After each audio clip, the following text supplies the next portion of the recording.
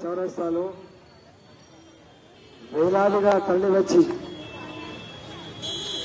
మాకు స్వాగతం పలికిన దమ్మాయిగూడ ఆడబిడ్డలకు, మా సహచర కార్యకర్తలకు, నాయకులకు, మీడియా మిత్రులకు అందరికీ పేర్కొన్న నమస్కారం. వేదిక మీద ఉన్న మా జిల్లా పార్టీ అధ్యక్షులు విక్రమరెడ్డి గారు, మనకు అతిథిగా ఈరోజు రోడ్ షోలో అతిథిగా వచ్చినటువంటి బండారు దత్తాత్రేయ గారి కూతురు విజయలక్ష్మి గారు, మొన్న అసెంబ్లీ ఎన్నికల్లో పోటీ చేసినటువంటి నాయకుడు సుదర్శన్ రెడ్డి గారు, ఈ పట్టణానికి సంబంధించినటువంటి పార్టీ అధ్యక్షులు మల్లారెడ్డి గారు, మొన్ననే కార్పొరేటర్గా చేరినటువంటి వెంకటరమణ గారు, నందారెడ్డి గారు, అనేక మంది నాయకులకు, కార్యకర్తలందరికీ నమస్కారం. మాకు కూడా కాలాతీతమైంది. మీరు కూడా గంటన్నర క్రితం వచ్చిండ్రు. నేను 4 విషయాలు అడిగిపోతాను. ఈ మధ్య కాలంలో కొత్తగా ఎన్నికైన ముఖ్యమంత్రి మోడీ ఏంది, గీడి ఏంది, అన్నీ నేనే అనే మాట మాట్లాడుతున్నాడు. గతంలో కూడా కేసీఆర్ కూడా అదే మాట్లాడాడు. కానీ ఏమైపోయిందో మనం చూసినాం. ఇలా కేసీఆర్ కూడా ఒక మాట మాట్లాడుతున్నాడు. జై శ్రీరామ్ అంటేనే పువ్వకొస్తుందా, జై శ్రీరామ్ మనకు అన్నం పెడతా అని చెప్పి మాట్లాడుతున్నాడు. జై శ్రీరామ్ అన్నం పెడుతుందా, జై శ్రీరామ్ ఆపదలో ఆదుకుంటాడా, అది ప్రజలు నిర్ణయించుకుంటారు.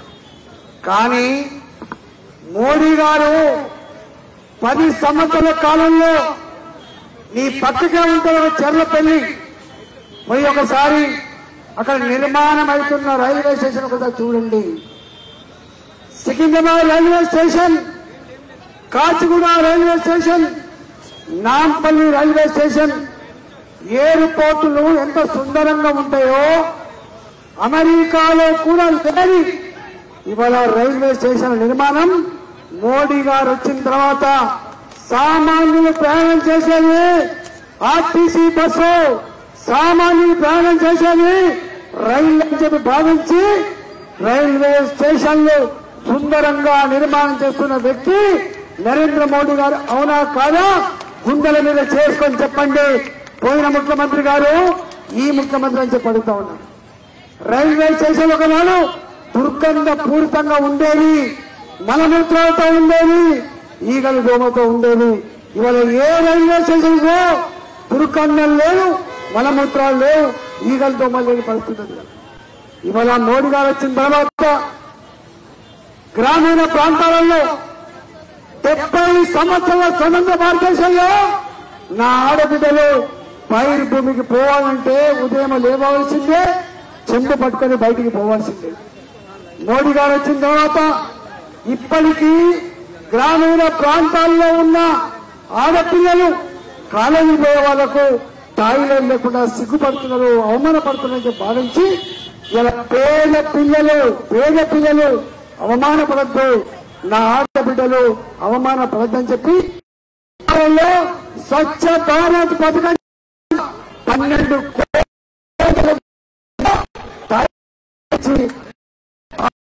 కోట్ల వ్యక్తి నరేంద్ర మోడీ గారు.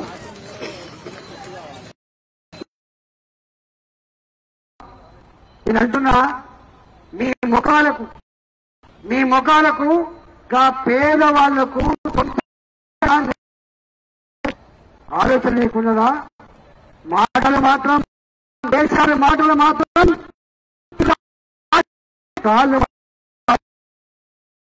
5 ఏళ్ల తర్వాత నేను పేదలందరికీ డబ్బు కట్టిస్తా అని చెప్పిన కేసీఆర్. కట్టించిన అమ్మ వచ్చిన అమ్మ మీ డబ్బులు పెట్టిందో మోడీ 2,53,000 ఇల్లు ఇస్తే ఆ 2,53,000 ఇల్లు కూడా కట్టే దమ్ము లేదు ముఖ్యమంత్రికి, తీరిక లేదు ఆయనకు.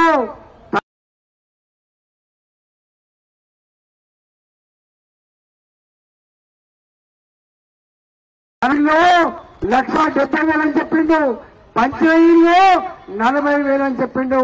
ఆ కట్టిన ఇల్లు నరేంద్ర మోడీ గారు ఈ దేశంలో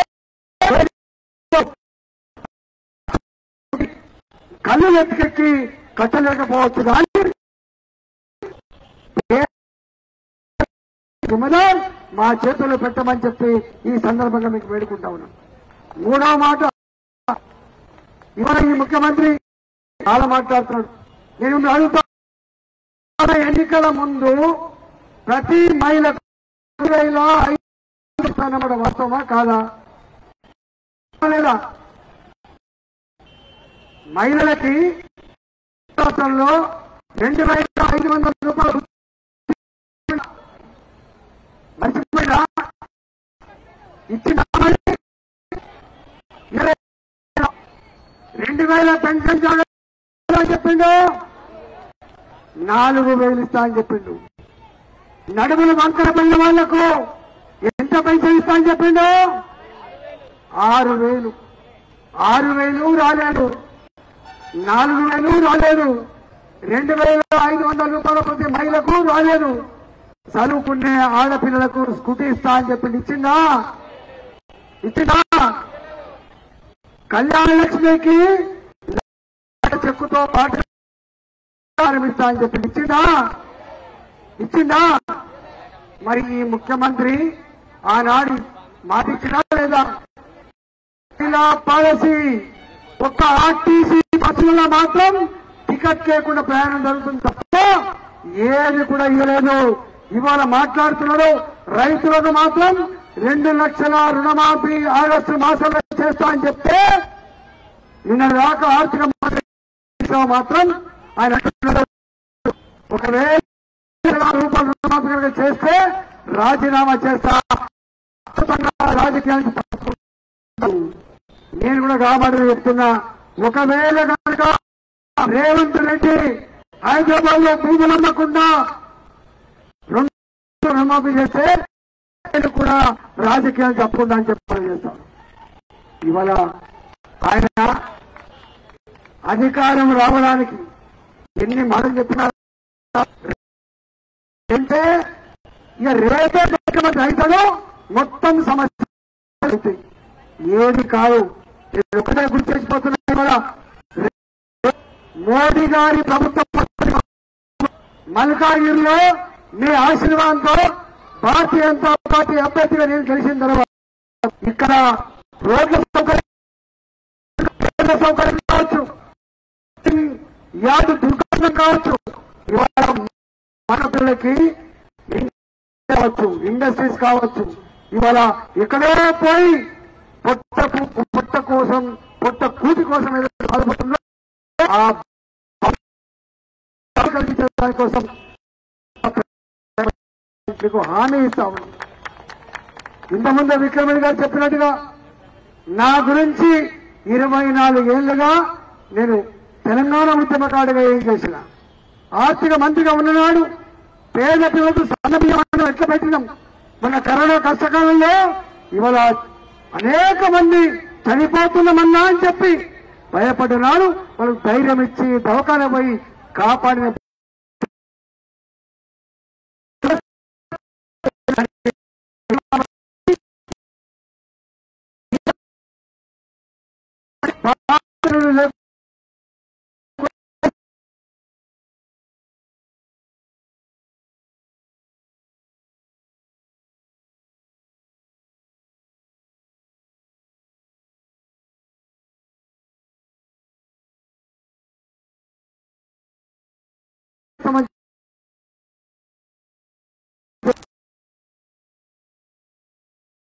కోరుకుంటూ